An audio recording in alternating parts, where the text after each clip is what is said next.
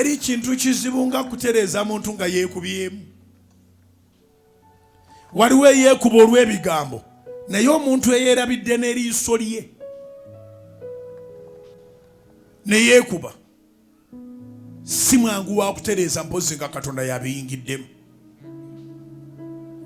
Yusufu twali yamugamba nti oyo gwoyogereza mwenzi, kubanga era twaliwo era nabye musajja yena nga ayingire wa Maliyamu. Naye Yusufu yalaba n'amaaso ge. Bye tulaba n'amaaso ebiseera ebisinga tebiba bituufu, ebyolugambo byo si bituufu, naye ne bye tulaba n'amaaso weetaaga okunnyonnyolwa. Wangi ne bye tulaba n'amaaso weetaaga okunnyonnyolwa,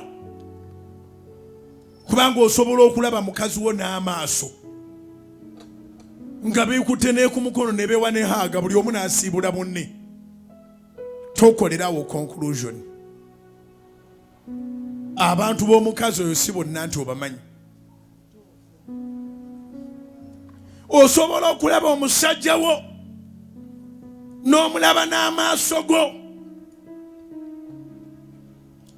ne beesiibula ne beewa ne haaga, kati omusajja n'atambula agenda otuuka ewaka nga gy'oli gw'omanya bw'owaguzawaguzaawo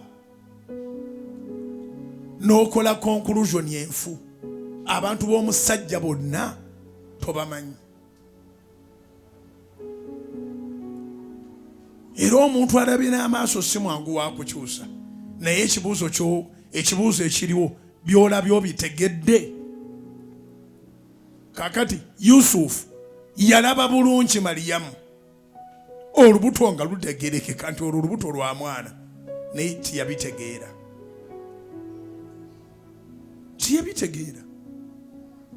Naye mu butabitegeera yasalawo ako ke yali agenze tiyali wakudda. Katonda n'abiyingiramu.